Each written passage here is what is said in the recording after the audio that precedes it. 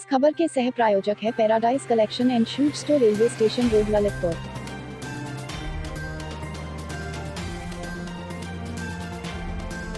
खबर की सह प्रायोजक संस्कार वैली एकेडमी स्कूल, महारानी रोड, मसौरा कला, ललितपुर।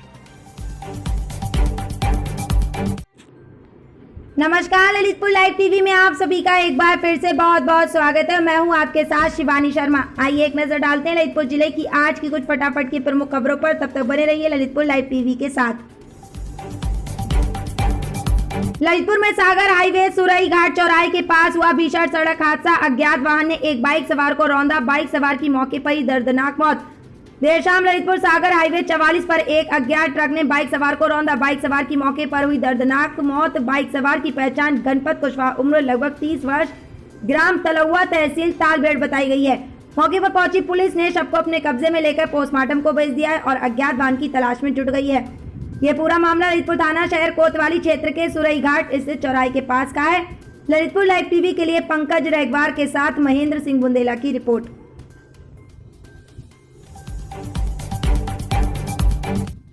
ललितपुर में महारानी लक्ष्मीबाई के बलिदान दिवस पर श्रम सेवा योजना राज्य मंत्री मनोहर लाल पंत उर्फ मन्नू कोरी एवं सदर विधायक राम रतन कुशवाहा, बीजेपी जिलाध्यक्ष सहित सभी नेताओं ने शहर के तुबन चौराहा स्थित महारानी लक्ष्मीबाई की मूर्ति पर फूल माला पहनाकर श्रद्धांजलि दी।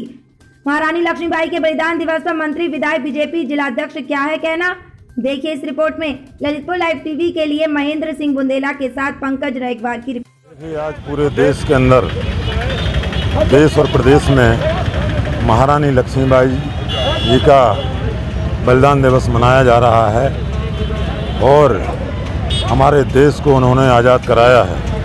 क्रांतिकारी वीर महारानी लक्ष्मीबाई ने अंग्रेज़ों के छक्के छुड़ा दिए थे, अंग्रेज़ों को इस देश से बाहर खदेड़ कर भगा दिया था, मारकाट की थी और उनसे मुकाबला किया था। ऐसी हमारे देश की वीरांगना महारानी लक्ष्मीबाई, जिन्होंने अंग्रेज़ों के साथ इतने वीरता से लड़ाई लड़ी कि हमारा देश गुलाम नहीं रह सकता है। हमारी झांसी, हम झांसी कभी नहीं देंगे। उन्होंने साफ शब्दों में कहा था कि यहाँ से भाग जाइए, वरना हम एक एक को कत्लेआम करके यहाँ से भगाएंगे। ऐसी महारानी लक्ष्मीबाई हमारे देश की वीरांगना थीं और आज वो अमर हैं और पूरा देश उन्हें अमर गाथाओं से मानता है, जानता है और हर कार्य क्षेत्र में आज उनका नाम पूरे देश में है।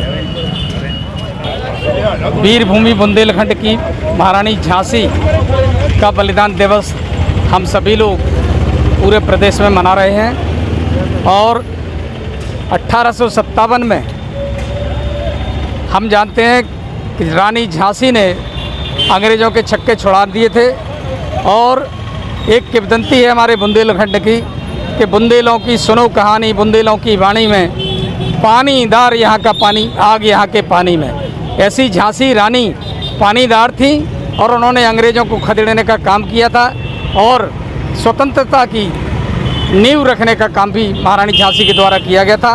आज हम सभी महारानी झांसी के चरणों में श्रद्धा सुमन अर्पण करते हैं और उनको विनम्र श्रद्धांजलि देते हैं। बहुत बहुत आभार। आज झांसी की रानी लक्ष्मीबाई जी ने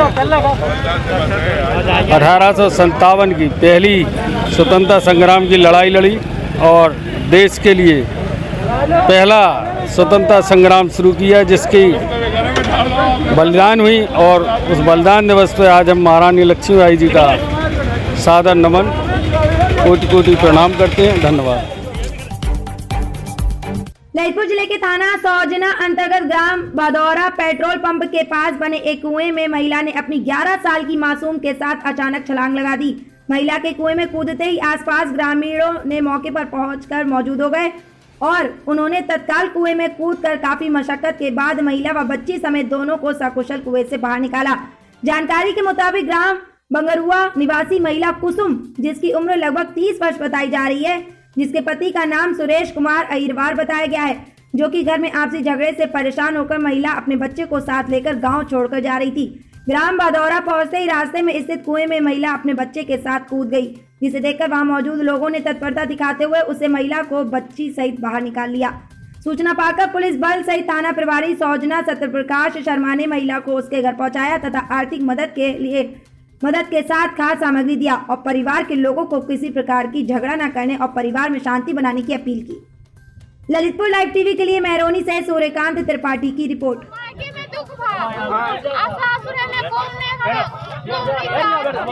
तुम बच्चा हो लेंगे में खून नहीं थी तो कहते हैं बच्चा ही खबर नहीं है। नहीं ये देखो बकरा इसको कितने दिन का है जो 11 महीना का लड़का लड़की मोड़ी है। तुम्हारा क्या नाम है? ये कहाँ की रही भाई हो? मंगरुआ लाल मंगरुआ खाना सोचना। ललितपुर में आज केंद्रीय IMA के आह्वान पर जिले के प्राइवेट चिकित्सकों ने चिकित्सा पेशे पर हो रहे आपराधिक हमले और सुरक्षा व सम्मान को लेकर जिलाधिकारी महोदय और पुलिस अधीक्षक महोदय को एक ज्ञापन सौंपा और डॉक्टरों की सुरक्षा एवं उनके सम्मान की रक्षा किए जाने की अपील की।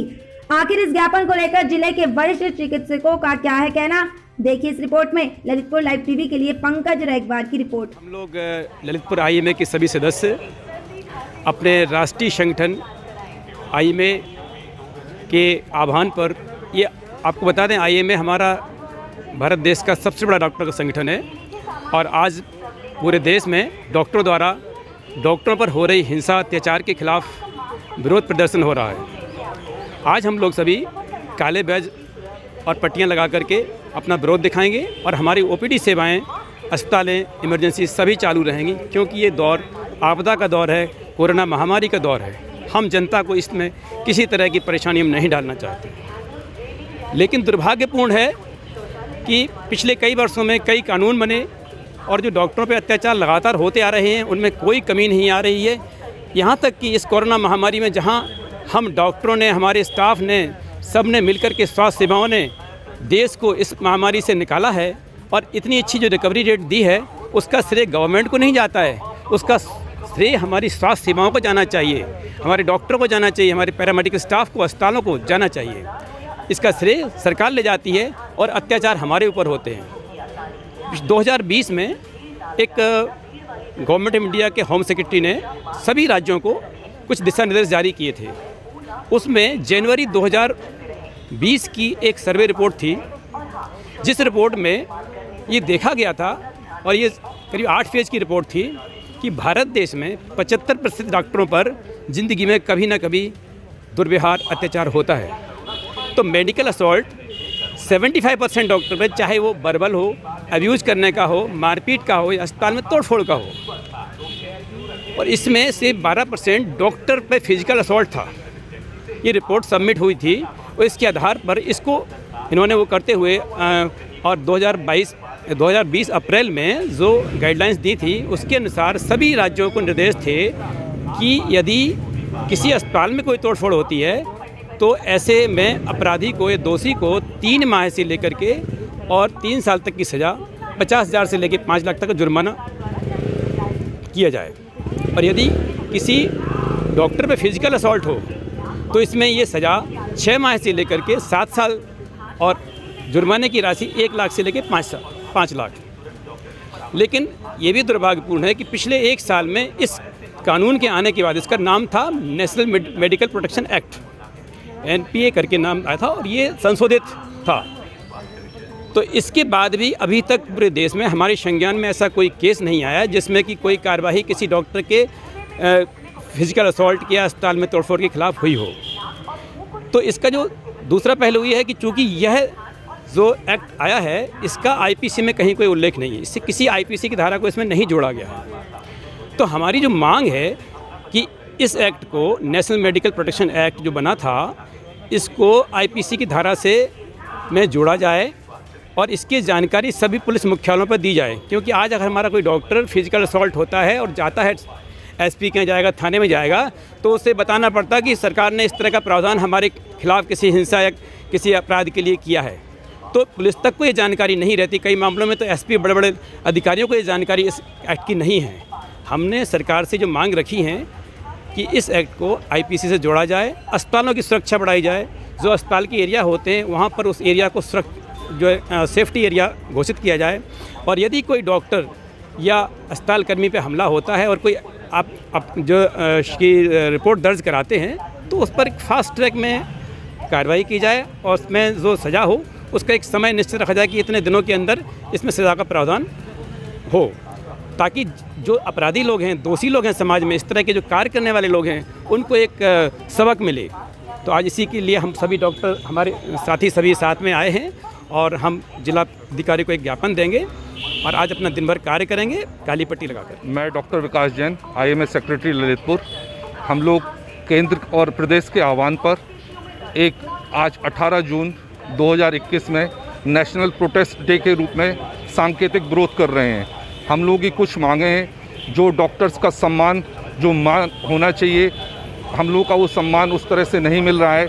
यदि डॉक्टर से कोई गलती होती है तो डॉक्टर को गाली गलौज, पनिशमेंट, मारपीट, अभी इस कोरोना पीरियड में डॉक्टर्स ने इतना कुछ किया, इसके बावजूद भी अभी करीब सारे प्रदेशों में डॉक्टर्स के साथ मारपीट की गई, महिलाओं के साथ, महिला डॉक्टर्स के साथ छेड़छाड़ की, कई सारे डॉक्टर्स की हड्डी पसली तोड़ दी गई, उनको फ्रैक्चर्स हो गए हैं। तो हम लोग चाहते हैं कि इस तरह के जो विरोध हैं वो डॉक्टर्स के अगेंस्ट नहीं होना चाहिए और इस तरह अगर कोई विरोध करता है या कुछ मारपीट करता है डॉक्टर्स के अगेंस्ट तो कड़ी से कड़ी उन्हें सज़ा मिलना चाहिए। जैसा कि सर ने बताया है कि उन्हें फास्ट ट्रैक कोर्ट के अंतर्गत तुरंत कड़ी कार्रवाई होना चाहिए। हम डॉक्टर्स जो भी सर ने डिमांड की, हम सारे डॉक्टर्स की वही डिमांड है, पूरा देश आज उन्हीं डिमांड को मांग रहा है। हम लोग ये चाहते हैं कि हम लोगों को कुछ एक ऐसा टोल फ्री नंबर भी दिया जाए, हर डिस्ट्रिक्ट पे एक नंबर होना चाहिए, यदि किसी डॉक्टर्स के पर्सनल कोई प्रॉब्लम होती है ताकि हम लोग उसको फ़ोन कर सके तो इमीडिएट कार्रवाई हो और हम लोग की इमीडिएट बात सुनी जा सके।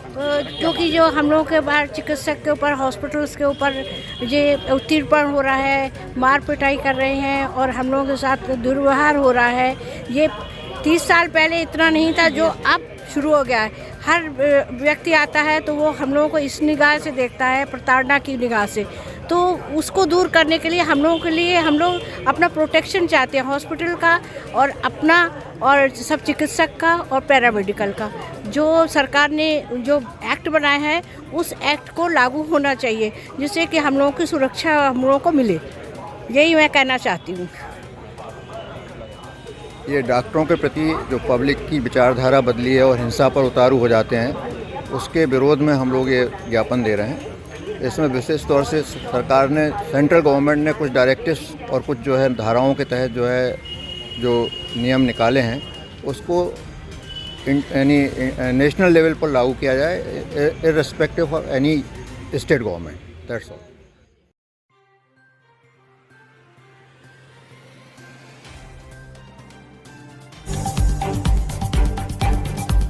आइए डालते एक नजर अब आज के कलेक्ट्रेट परिसर में जिले की विभिन्न थाना क्षेत्रों से आए फरियादियों की समस्याओं और उनके द्वारा दिए गए ज्ञापन पर।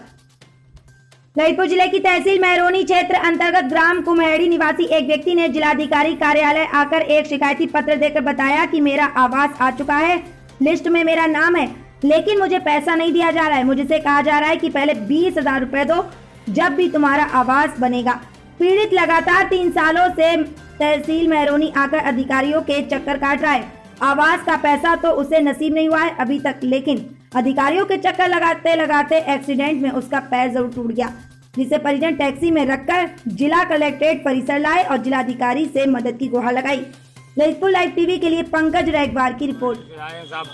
और आवास हमारा 3 साल से लिस्ट में नाम है और पैसा आ चुका है, 41 नंबर पे है। कहती हैं कि जब तुम्हारा आ जाएगा, जब बनेगा, पहले पैसे ले आओ 20,000 रुपया, जब तुम्हारा मकान बनेगा, नंदा भरना नहीं बनेगा। ग्राम पंचायत में तो और सेक्रेटरी साहब। आपका पैर कैसे टूटा है, क्या वजह है? अब इसीलिए हम ब्लॉक में जा रहे थे महरौनी, तो बस और इसी कारण वो ब्रेक टूट गया, तो फिर हमारा ब्रेक नहीं लगा तो शीशों में गाड़ी चल गई साहब, तो हम गिर पड़े और पैर टूट गया उसी कारण। तो हम 2-3 बार तो फिर आए तो भी भगा देते, और वीडियो साहब भी कहते थे कि तुम जाना, अगर आओगे परेशान हो जाओगे, तुम खुद पैसा नहीं दे। हमें कहते हैं 20,000 रुपया दो, ग्राम पंचायत में कुम्हेड़ी की और सेक्रेटरी पंचायत में क्या कहती है कि हमको पहले 20,000 रुपया ले आओ, जब तुम्हारा मकान बनेगा, वरना मकान नहीं बनेगा। 3 साल से परेशान है। डीएम साहब को देते हैं दरखास्त और बोलते हैं उन्होंने जाते हैं तो कल अभी तो तुम्हारे डीएम डायरेक्ट आदेश कर देते कि इसका मकान बनाओ, क्यों नहीं बनाते?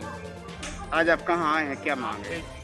आवास की फरियाद लेके आए डीएम साहब नो के हमारा आवास बनना चाहिए साहब नंदा हम तो इतनी डरी आप नो है भी नहीं है झोपड़ी कि हम में रहे यहाँ बरसात कैसे कटे साहब हमारी। इसीलिए आपसे प्रयास है और डीएम साहब से भगवान हमारा आवास बनवाए जाए हम कहीं रह भी ना करेंगे। ललितपुर जिलाधिकारी कार्यालय पहुंचकर तहसील मंडावरा अंतर्गत ग्राम खैरपुरा के कुछ बच्चों और उनके साथ आए कुछ लोगों ने शिकायती पत्र देकर बताया कि हमारे बच्चे भौंती मंडावरा पढ़ने जाते हैं। हमारे बच्चों को स्कूल से जो अनाज की पर्ची मिलती है उनका कोटेदार अनाज नहीं देता और देता भी है तो किसी बच्चे को 4 किलो देता है तो किसी बच्चे को 5 किलो देता है। व्यक्ति ने जिलाधिकारी से कार्रवाई करने की मांग की तथा बच्चों को अनाज से दिलाने की मांग की। ललितपुर लाइव टीवी के लिए पंकज रेगवार की रिपोर्ट। हम खैरपुरा से आए हैं। खैर ग्राम हमारा जलंधर पड़ता है। बच्चे हमारे जाते हैं पढ़ने भौंती मड़ावरा। हमारा मामला ये है कि हमारे बच्चों को जो स्कूल से पर्ची मिलती हैं अनाज वाली उनका कोटेदार अनाज नहीं दे रहा। हम 4 बार हुआ है कोटेदार के पास। बस किसी बच्चे को मिलता है 4 किलो और किसी बच्चे को मिलता है 4.5 या 5.6 किलो, इस तरह मिलता है अनाज। हम यहाँ ललितपुर आए डीएम साहब के यहाँ कि हम हमारे बच्चों का अनाज मिल सके, शिकायत करने के लिए आए। ललितपुर पुलिस अधीक्षक कार्यालय एक अजीबोगरीब मामला सामने आया जहां बीते माह एक नवविवाहिता ससुराली जनों को चकमा देकर जेवरात व नकदी लेकर मायके पक्ष के लिवाने आए। लोगों के साथ देखते ही देखते सारा कीमती सामान बटोरकर चकमा देकर फरार हो गए। आखिर क्या है पूरा मामला, आप खुद ही सुन लीजिए पीड़ित की कहानी उसी की जुबानी। ललितपुर लाइव टीवी के लिए पंकज रेगवार की रिपोर्ट। अब 24 तारीख को हमने अपनी लड़की की शादी की थी दिया माता में हो, तो 24 मई को साहब 2 मई तक वो बहू अपने यहाँ रही और 3 मई को 10-12 लोग आए जो मानवेंद्र सनब घनश्याम और कुछ उसकी 7 औरतें भी थी और भूरी सिंह लड़के थे। मुझे आए कि बहू को लुआने आए। हम ठीक है साहब रिश्तेदार हैं, बैठो खाना पीना बनाओ। इतनी देर से हम कुआं पर चले गए। मुझे बहू को लेके 4 पहिया गाड़ी में और सब लेके यहाँ से चले गए। हमारा कुछ जेवरात था, सोने का सब बड़ा बड़ा हार था, 740 मंगलसूत्र था ठंडी भर से ज़्यादा का, पाव भाई की पायलें थी, पाव भाई कैदोनी थी और सब पुतरिया थी, 4 चूड़ियाँ थी, सोने के मतलब वो थे, कानों के मतलब कुंडल थे और सब 25,000 नगद रुपया ले गई, लेके भाग गई। सब वहाँ तक पहुँचे, हमने मालूम पड़ा कहाँ है तो मालदार बता के यहाँ आ गए। कोरोना जिला 8 में वहाँ भी गए साहब, वहाँ उनके पिता के माध्यम से पूरी दर्ज कराई वहाँ 8 में। तो साहब वहाँ पुलिस वालों ने कुछ नहीं सुनी साहब लोग, तब वहाँ से आके हमने यहाँ कार्रवाई की। आज साहब एसपी साहब ललितपुर आए, हम यहाँ के लिए हमारा जेवरात बहू सहित वो जेवरात मिल जाए। सुल्तान बरार ग्राम और पोस्ट भलोनी लोध जिला ललितपुर उत्तर प्रदेश थाना बार। ललितपुर जिले के कस्बा बानपुर में पहली बारिश में खुल गई यहाँ की पोल। कस्बे के चिरोलपुरा मोहल्ले में घरों में 2 से 3 फीट तक भरा पानी। मामला ललितपुर जिले की थाना बानपुर क्षेत्र अंतर्गत कस्बे में पहली बारिश में ही यहाँ की पोल खुलती नजर आई। दरअसल यहाँ बानपुर से समीपवर्ती मध्य प्रदेश के जिला टीकमगढ़ को जाने वाली सड़क पर पड़ने वाले बड़ी चिरोल मोहल्ला में बारिश से जलभराव के कारण लोगों के घरों में 2 से 3 फीट तक पानी भर गया। लोगों की हालत यह है कि घरों में अत्यधिक जलभराव के कारण लोग ना तो ठीक से सो पा रहे हैं और ना ही खाना बना व खा पा रहे हैं और जो पशुओं के लिए भूसा रखा रहता है वह भी खराब हो रहा है और जलभराव जल की उचित निकासी नहीं होने के कारण हो रहा है। और साथ ही साथ बड़ी चिरोल पर सड़क के एक तरफ नाली और दूसरी तरफ नाली नहीं बनी है, जिसकी वजह से पूरा वर्षा का जल सड़क की दूसरी तरफ भर रहा है, जिसकी वजह से लोगों का जीवन दूभर हो गया है। मोहल्ले वासियों ने उप जिलाधिकारी को शिकायती पत्र देकर जल्द से जल्द इस समस्या से निजात दिलाने की मांग की है। ललितपुर लाइव टीवी के लिए कस्बा बानपुर से रासू जैन की रिपोर्ट। बानपुर का निवासी हूँ, वार्ड नंबर 2। हमारे घर में बहुत पानी भर गया और न खाना बना पाए, न रह पा रहे, न बैठ पा रहे। मेरा नाम कमलेश रेखवार है, वार्ड नंबर 2 का रहने वाला हूँ, ग्राम बानपुर है और क्षेत्र पंचायत सदस्य वार्ड नंबर 1 से 2 से। मेरे मोहल्ले की हर बारिश की एक ही परेशानी होती है कि हर बारिश के समय इस मोहल्ले में सभी जगह पानी भर जाता है, नाली भी साफ नहीं होती है, हर वक्त पानी की वजह से हम लोग मोहल्ले में बहुत परेशानी हो जाती है। खाना पीना नहीं बना पाते हैं, न रात में सो पाते हैं। गोरी बिच्छू भी घुस जाते हैं, पानी मतलब मकान में पानी घुस जाता है। देश प्रसाद नाम है और हम टीकमगढ़ रोड पर रहते हैं। हमारे यहाँ हम कज्जाई इस पार नाली है, उस पार कोई नाली नहीं है और पूरे आदमी हम कज्जाई के परेशान है। पानी भरे से कोई रोटी नहीं खा पाते हैं, पाते हैं। हम कज्जाई व्यक्ति परेशान है गया है। गायत्री नाम है, 2 वार्ड नंबर के हैं। पूरे मोहल्ले से परेशान। हमारा घर बिल्कुल पानी के भर गया है। रात भर बैठे रात निकाली हम लोगों ने। मोड़ी मोड़ा तक सो नहीं पाई।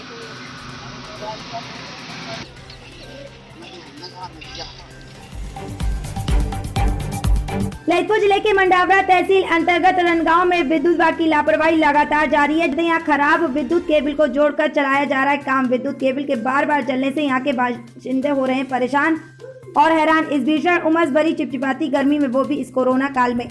ललितपुर लाइव टीवी के लिए तहसील मंडावरा से प्रकाश राय की रिपोर्ट। किस गांव से हैं आप लोग? मैं रनगांव से हूँ सर। क्या नाम है आपका? मेरा नाम कैलाश नाना हरबाग। आप लोगों ने बताया है कि आपके गांव में बिजली नहीं आ रही है, आपके मोहल्ले में। पूरा मामला क्या है, बताएं विस्तार से। पूरा मामला ये है, सन 2012 में यहाँ लाइट लगाई गई थी तो उसके खम्भों पे से लाइट कटी हुई, चूँकि वो जा नहीं रही है। बिल चूँकि बराबर आ रहा है। लाइट आती है 4 दिन में ख़त्म हो जाती है। कुछ लोगों के यहाँ बिल जो करके बराबर आ, इसलिए बिल माफ़ करने की व्यवस्था बनाई जाए। बिजली खराब है, आ नहीं रही है।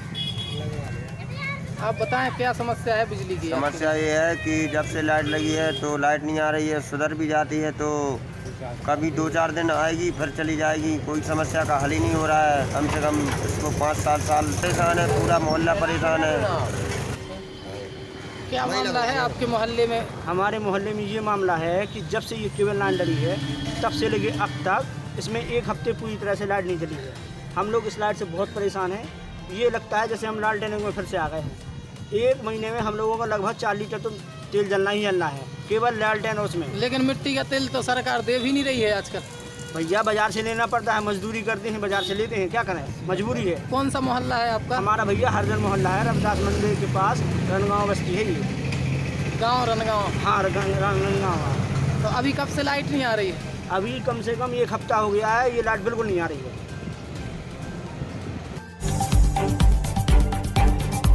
जिले के थाना पुराकला क्षेत्र के अंतर्गत ग्राम पंचायत उगरपुर के ग्राम प्रधान ने उप जिलाधिकारी को एक शिकायती पत्र सौंपकर यहां की समस्याओं से अवगत कराया और यहां की समस्याओं के निराकरण की मांग की। ललितपुर लाइव टीवी के लिए पुराकला से दीपू गुप्ता की रिपोर्ट। जिले के तालबेड़ क्षेत्र के अंतर्गत ग्राम पंचायत खैरा डांग में नवनिर्वाचित ग्राम प्रधानों का शपथ समारोह ग्राम सचिवालय में संपन्न हुआ। इस मौके पर सभी ग्राम पंचायत सदस्य और गणमान्य नागरिक मौजूद रहे। ललितपुर लाइव टीवी के लिए पुराकला से दीपू गुप्ता की रिपोर्ट। ललितपुर पुलिस अधीक्षक प्रमोद कुमार ने जिले के थाना जखौरा पहुंचकर थाने का किया औचक निरीक्षण। इस दौरान उन्होंने परिसर स्थित मालखाना, रसोई, मुंशी रूम, महिला हेल्प डेस्क का बारीकी से निरीक्षण किया और थाने में सभी व्यवस्थाएं संतोषजनक पाई। ललितपुर लाइव टीवी के लिए पुराकला से दीपू गुप्ता की रिपोर्ट। तो ये थी आज की ललितपुर की जिले की फटाफट की प्रमुख और खास खबरें। इस तरह की खबरों की अपडेट के लिए बने रहिए हमारे ललितपुर लाइव टीवी चैनल के साथ ही हमारे चैनल को सब्सक्राइब, लाइक एंड शेयर करें ताकि ललितपुर की हर छोटी बड़ी खबर हम आपको समय समय पर जल्द से जल्द पहुंचा सकें। धन्यवाद।